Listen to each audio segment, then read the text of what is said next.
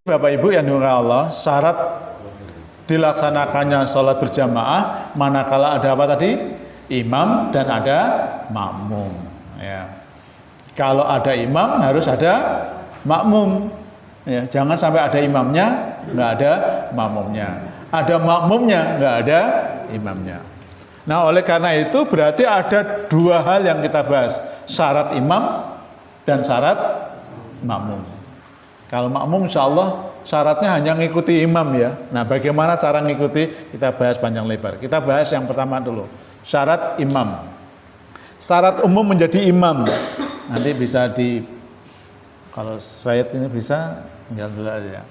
Yang pertama muslim, jelas ya, muslim. Tidak mungkin wong salat kok bukan orang muslim. Yang kedua nih, akil balik. Ya, akil balik.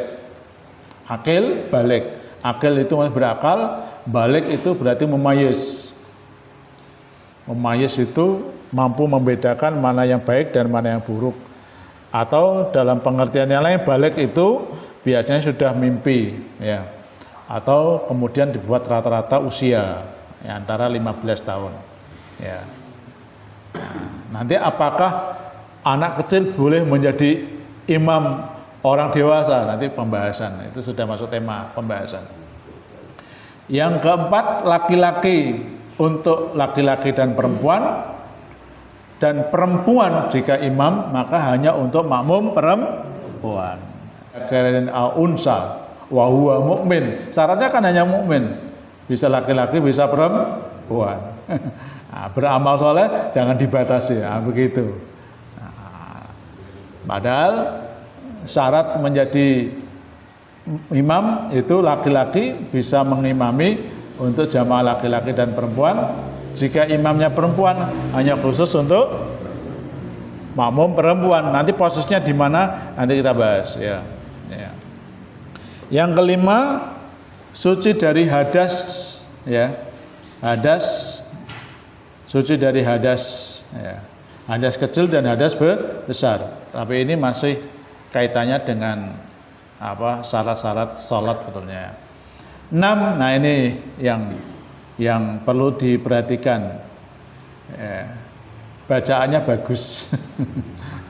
Bacaannya bagus dan benar. Nah, tidak hanya bagus tapi harus benar. Ini ya. Karena boleh jadi bacaannya benar tapi tidak bagus. Tapi ada bacanya bagus tapi tidak benar. Nah, jadi tidak hanya cukup bagus saja tapi harus benar. Ya. Bagus itu maksudnya iramanya, ya, lagunya, iramanya, suaranya, apalagi, ya, liriknya, gitu ya. Bagus bacaannya dan benar, ya. Benar itu maksudnya mengikuti kaidah-kaidah bacaan, terutama al-ibda, ya, waqaf wal ibtida itu yang sering banyak salah itu di waqaf wal ibtida. Nah, ini syarat secara umum ya. Adapun syarat secara khusus. Nah, syarat secara khusus kita bahas satu saja dulu. Kita bahas satu dulu ya. Syarat khusus menjadi imam dalam salat berjamaah. Jika di suatu tempat itu ada orang yang lebih banyak mengerti dan paham masalah ibadah salat, maka dia harus menjadi imam. Tapi kriteria umum tadi harus ada. Ini kan khusus. Walaupun dia lebih mengerti paham ibadah sholat, tapi bacaannya yang umum didahulukan dulu, baru yang khusus. Ya. Jadi bacaannya harus bagus dan benar, itu menjadi standar umum. Baru sama-sama bagus dan benarnya ini. Ternyata ini lebih paham masalah ibadah sholat. Nah, ini yang diutamakan. Maksudnya begitu. Ya. Kecuali kalau memang masjid dan musola itu imamnya sudah ditetapkan oleh takmir masjid. Yang kedua, lebih banyak hafal surat Al-Quran dan lebih fasih dalam membaca.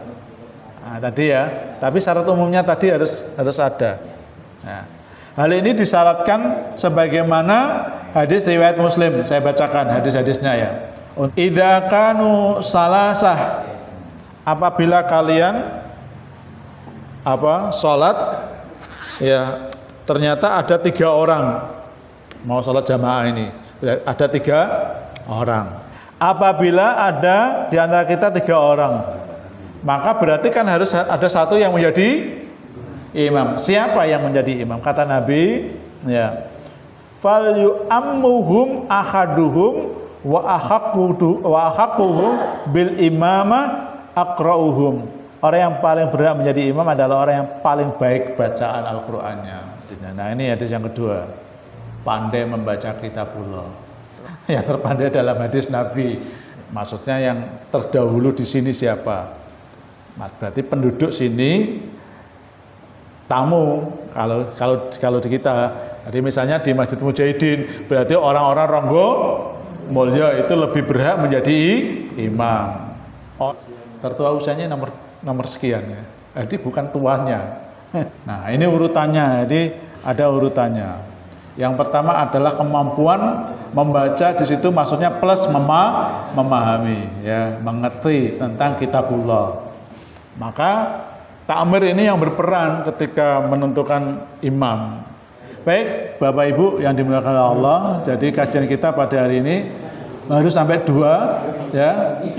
Yaitu yang pertama dari syarat umum, yang kedua syarat khusus, lebih banyak mengerti dan paham masalah ibadah sholat. Makanya ngaji HPT ini penting ya. Yang kedua, lebih banyak hafal ayat Al-Quran dan lebih fasih dalam membaca.